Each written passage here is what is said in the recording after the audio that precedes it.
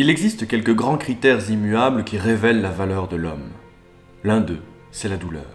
C'est la plus dure épreuve au sein de cette succession d'épreuves que l'on a coutume d'appeler la vie. C'est pourquoi une méditation consacrée à la douleur est forcément impopulaire. Pourtant, non seulement elle est en soi riche d'enseignements, mais elle éclaire aussi une série de questions qui nous préoccupent aujourd'hui. La douleur est l'une de ces clés qui ouvrent non seulement l'intimité de l'homme, mais l'ensemble du monde. Si l'on approche du point où l'homme se montre à la hauteur de la douleur ou même supérieur à elle, on accède aux sources de sa puissance et aux secrets qui se cachent derrière sa domination. Dis-moi quel est ton rapport à la douleur et je te dirai qui tu es. C'est ainsi que commence un petit essai peu connu d'Ernst Jünger, publié en 1934, dans son recueil Blätter und Steine, Feuilles et pierres. Ce petit livre sur la douleur, Über den Schmerz en allemand, a été édité séparément en français il y a quelques années, et il constitue une méditation s'inscrivant en droite ligne des réflexions sur la technique et la volonté de puissance développées 2 ans plus tôt dans son livre Le Travailleur. Cet essai est bien évidemment très marqué par son époque, mais il est encore très fécond pour nos jours, c'est pourquoi j'ai décidé d'en parler aujourd'hui. En effet, Jünger s'interroge dans ce livre sur le statut de la douleur dans un monde entièrement dominé par la technique. Comme je l'avais expliqué dans ma vidéo sur le sujet, je vous invite d'ailleurs à la revoir si elle n'est plus fraîche dans votre esprit, peut-être pour mieux comprendre les réflexions qui vont être développées aujourd'hui, Jünger voyait dans le travailleur la nouvelle figure de l'homme donnant son sens au temps moderne. Alors le travailleur, je le rappelle, n'est pas à comprendre comme le prolétaire marxiste, mais bien plutôt comme l'ingénieur, comme le technicien, celui qui refonde et qui arraisonne entièrement le monde. Or, la nouvelle figure qui domine le monde de nos jours, disait Jünger, c'est l'homo technicus, l'homme technique, qui succède aux anciennes figures du prêtre, du guerrier ou encore du paysan. Et autour de cette nouvelle figure naît un nouveau rapport à la douleur, bien différent de celui des anciennes civilisations, tant traditionnelles qu'humanistes et libérales.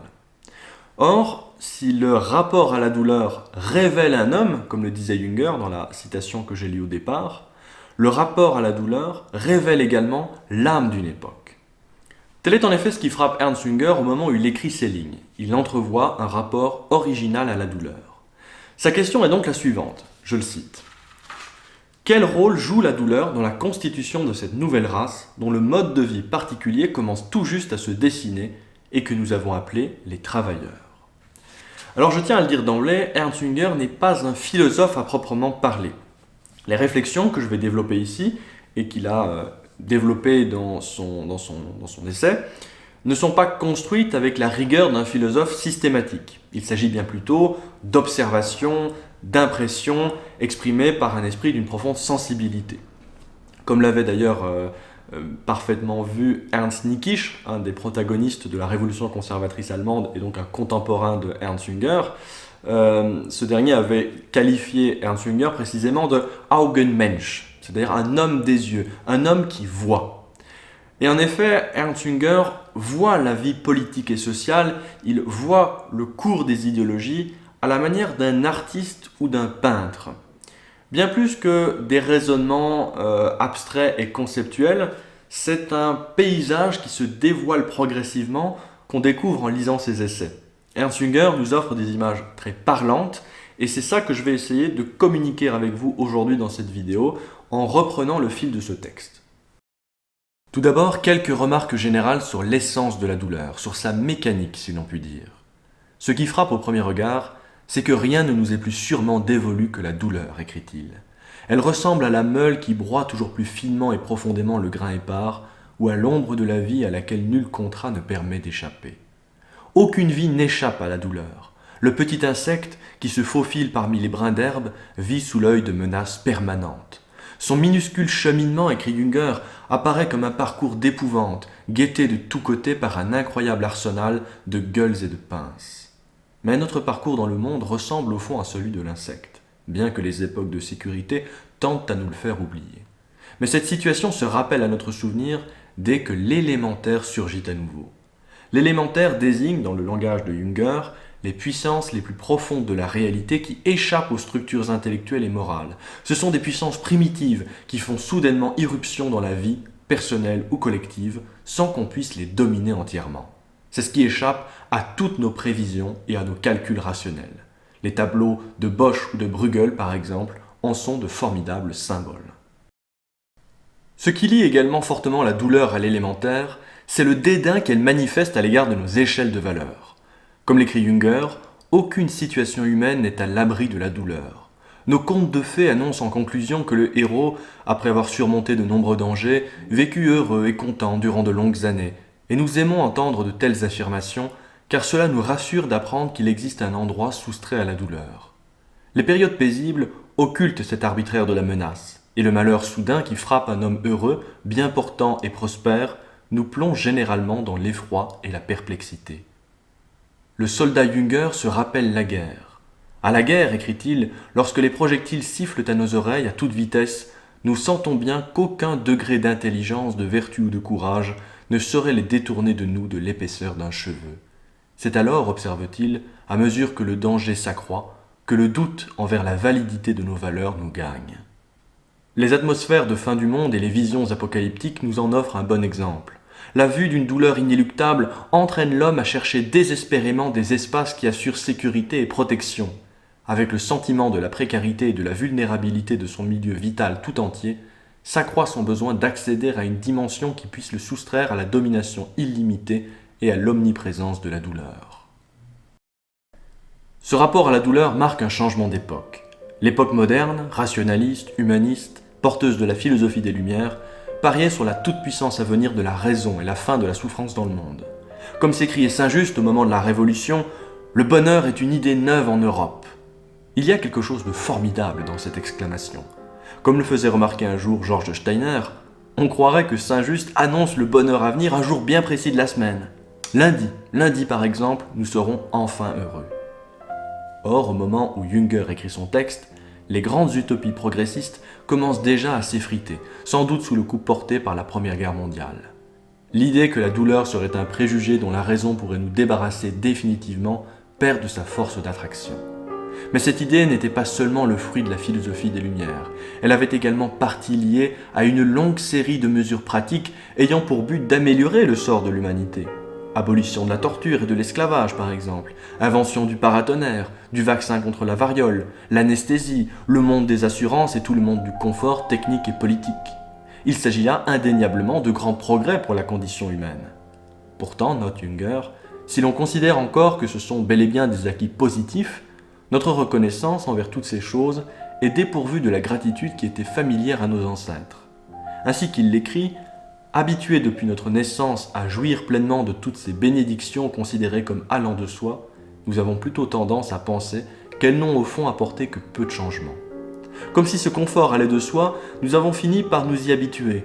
Cette situation de sécurité avait d'ailleurs particulièrement frappé Dostoïevski lors de son court passage à Paris. Aucune prétention pourtant n'est plus assurée que celle que la douleur émet sur la vie.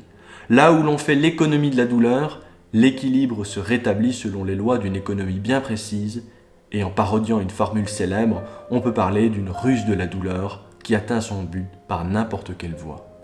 Avec beaucoup de justesse, Jünger note, quand on a sous les yeux une situation de bien-être largement répandue, il suffit de se demander qui en supporte la charge. En règle générale, il ne sera pas nécessaire de chercher bien loin pour dépister la douleur. Nous découvrons ainsi que l'individu n'est pas totalement délivré, alors même qu'il jouit d'une pleine sécurité. En effet, une autre forme de douleur s'empare de la société moderne. Elle remplit goutte à goutte le récipient fermé aux forces élémentaires. Cette douleur, c'est la douleur morale, dont l'ennui est une des nombreuses formes. Comme le note Jünger dans une saisissante formule, l'ennui n'est ainsi rien d'autre que la dissolution de la douleur dans le temps. Ce qui marque l'avènement de cette douleur, c'est le triomphe de la psychologie en tant que science liée à la douleur et ses applications thérapeutiques.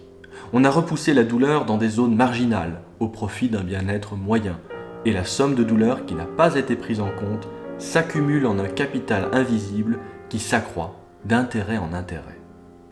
Mais cela a-t-il toujours été ainsi ? Les témoignages des âges anciens nous montrent clairement que l'appréciation de la douleur n'est pas la même à toutes les époques. Prenons des exemples de l'Antiquité. Pouvons-nous encore comprendre les femmes du monde germanique qui se tuaient elles-mêmes après avoir tué leurs propres enfants quand leur barricade était prise par l'envahisseur? Pouvons-nous encore comprendre un monde dans lequel le jeune Origène, par exemple, âgé de 17 ans, pouvait conjurer son père de ne pas renoncer au martyre par égard pour sa famille? Il ne s'agit pas de regretter ce monde, mais on peut mesurer l'abîme qui nous en sépare. Certaines attitudes permettaient visiblement à l'homme de prendre cette distance par rapport au lieu où la douleur s'exerce en maître, à savoir le corps. Cet écart s'exprime dans la capacité qu'a l'homme de traiter son corps comme un objet. Il ne s'agit plus alors d'échapper à la douleur, mais de la dominer. Alors que dans le monde qu'est le nôtre, il s'agit de refouler la douleur et de l'exclure de la vie, et non d'organiser la vie de telle façon à ce que l'on soit prêt à l'affronter. La discipline, après tout, ne signifie rien d'autre, qu'il s'agisse de celle des prêtres anciens ou des héros. Dans les deux cas, l'enjeu est de posséder une totale maîtrise de sa vie afin de pouvoir l'engager, le moment venu, au service d'un ordre supérieur. Or, comme l'écrit Jünger, le secret de la sensibilité moderne réside en ceci qu'elle correspond à un univers où le corps est identique à la valeur elle-même. Cette constatation explique le rapport que cet univers entretient avec la douleur en tant que puissance qu'il faut éviter avant tout. La douleur ne frappe pas ici le corps comme un avant-poste, mais comme la puissance principale et le noyau essentiel de la vie elle-même. Si la vie se prend pour la valeur déterminante et non comme un avant-poste, elle ne peut s'abstraire d'elle-même, c'est-à-dire se sacrifier. Pourtant, si le développement de la technique et la philosophie des Lumières ont donné naissance à la figure du bourgeois selon Jünger, le processus technique finit petit à petit par accoucher d'une nouvelle figure de l'homme et d'une nouvelle discipline, une discipline propre à cette époque. Alors que pour les anciennes époques, l'uniforme militaire présentait un caractère d'armure, d'où son importance dans une société organisée de façon à pouvoir faire face aux dangers, la technique est devenue notre uniforme. L'ordre technique, dit-il, est l'immense miroir où apparaît l'objectivation croissante de notre vie, un miroir cuirassé contre les atteintes de la douleur. Or, cela se marque du fait que le caractère de confort de notre technique se confond de plus en plus avec un caractère instrumental de puissance. Pour illustrer ce qu'il veut dire, Ernst Jünger part d'un fait qui est aujourd'hui hors de discussion, et qui pourtant montre bel et bien un changement de mentalité, à savoir celui des innombrables victimes de la technique, en particulier en ce qui concerne la circulation. Quand on se réfère aux premières lois sur les chemins de fer, dit-il, l'intention de les rendre responsables de tous les dommages qui pourraient résulter de leur simple présence s'y lit très nettement. Aujourd'hui, au contraire, écrit-il, c'est affirmer la conception selon laquelle non seulement le piéton doit s'adapter à la circulation, mais il est responsable en cas d'infraction envers le code de la route.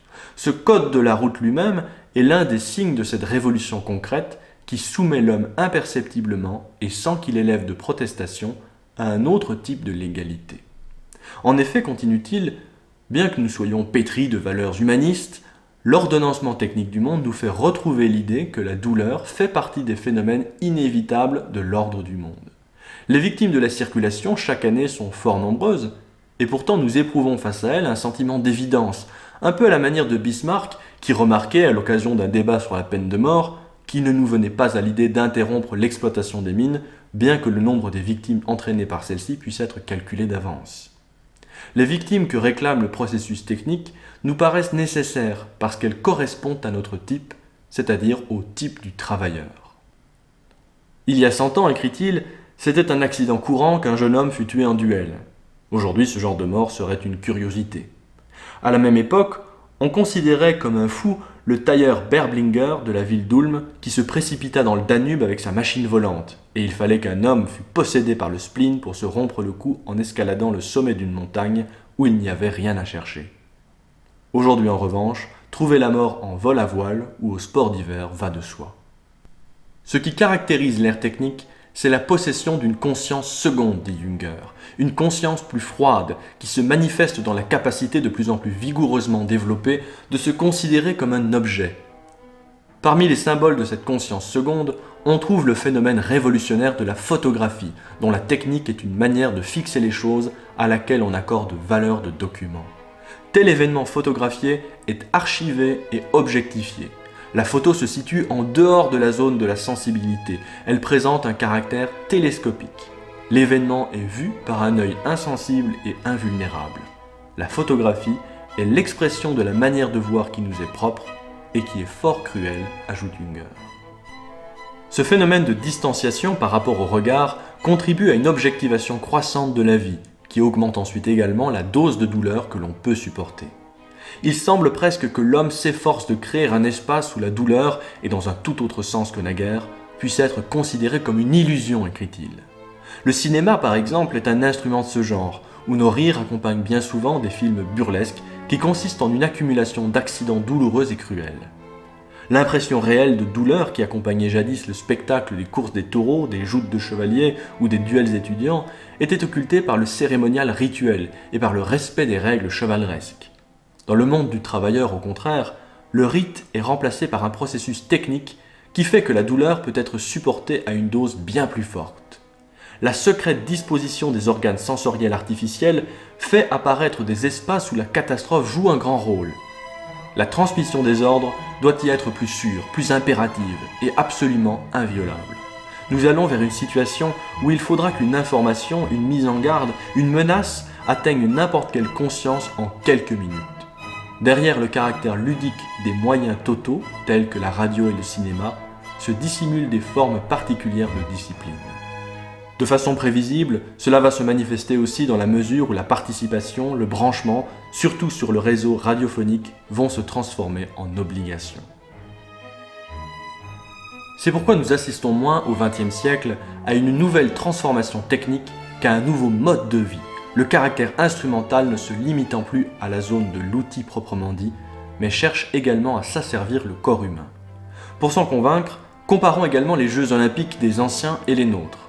La différence essentielle, dit-il, consiste en ceci qu'il s'agit beaucoup moins d'une compétition que d'un processus exact de mesure. Ce qui est décisif, ce n'est plus la présence de l'adversaire ni des spectateurs, mais plutôt la présence de la conscience seconde qui procède à l'enregistrement de la performance à l'aide du décamètre à ruban, du chronomètre ou de l'objectif photographique.